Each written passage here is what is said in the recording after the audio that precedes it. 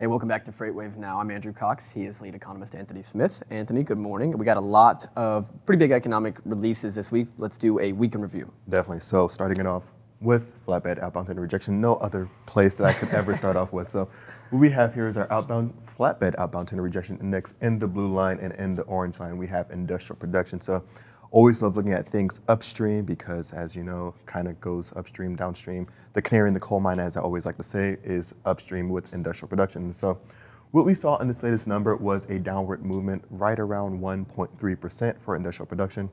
Nothing too concerning because a lot of it was, if you look at some of the underlying trends in some of the subsectors, really telling a story of industries that have built up demand that isn't actually able to execute on that demand. So for example, used cars are through the roof right now, still with pricing because new cars aren't able to get produced. And so we're looking at industrial production for motor vehicles down 7% on a month-to-month basis. And I think near double-digit or at double-digit declines for year over year. So knowing that that industry is very much in high demand is telling us is that there isn't some waning, or some growing weakness or waning strength in industrial production. The weakness is coming from the available commodities, available labor, and really being able to put these goods on the road. But while all these raw materials are still going to be moving throughout the country, when we're still trying to get things into position, these raw goods into position, it's just going to be one or two, maybe a few items that are going to prevent some of these machineries or some of these products from actually being recognized as produced goods. Yeah, our biggest problems right now are just that so many supply chain bottlenecks in all the different places that are preventing the demand from being executed. I think that's the word that you used, and I think that's a good word for it. Yeah, and I think much is the same for our next chart here, which we're going to have is housing starts. And so looking at housing starts, of course, for the heck of it, I want to do another, of course, flatbed outbound tender rejection index because, of course, when you're looking at manufacturing and industrial goods, along with housing starts, building product materials, a lot of that's going to be hauled through flatbed as well. Right. So in the blue line here, I have our flatbed outbound tender rejection index, and in the green line, we have housing starts. And so housing starts was another area where we saw a decline, much like industrial production, a lot of pent-up demand, but we're seeing that that's not able to be actualized because there's a shortage of labor, there's a shortage of materials, there's a shortage of so many things. So, and there's, of course, inflationary pressures on both sides of those aspects, but really that hasn't really been the deciding factor for a lot of these goods being produced. And so when we're looking at housing starts, a lot of the same, there is an overwhelming amount of homes that have been approved but not yet started building up. So the backlog, in a sense, for housing starts is building up. So that's telling us that there is going to be a lot of builders really holding off on projects right now.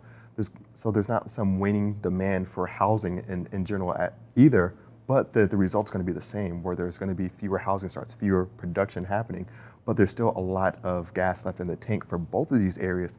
It's just when we're looking at both of them right now, not able to really get the runway that it needs. Yeah, there's lots of, there's lots of cement slabs completed right now, just awaiting framing, awaiting labor to fulfill them.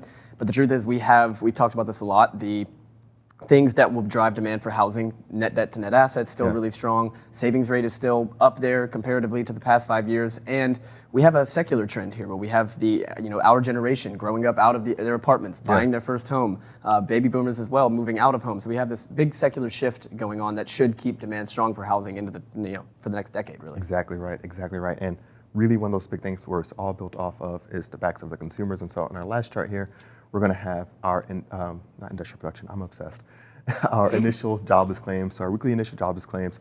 Good news here, we saw another pandemic low now at that 290,000 applicant mark. So this is the lowest level since March 14th. And really, if you were to look at it before March 14th, I think the most recent reading before that was around 256. So we're right there essentially, back into kind of normal-ish times, maybe 1 or maybe 3 more weeks of decline, we will see kind of like normalish numbers. So this is good news.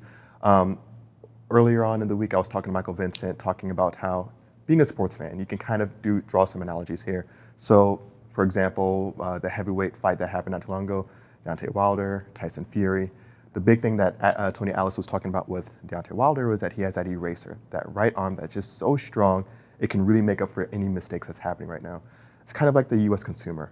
If the consumer is in a good position, they can really make up for a lot of messed up stuff that's happening in the economy. they can even overcome what we've seen right now with inflation. And so as long as the consumer is in a good position, those jobs are being taken up, their savings rates high, their debt into and net. Net assets to net debt, yes. I can never say that right. Yeah, it's not is easy. low. Yeah. They're in good position. So that's going to be it for this week in review. Certainly so. Still got very low interest rates as well, and a lot of things that are pushing consumers better. All right, Anthony, thanks so much.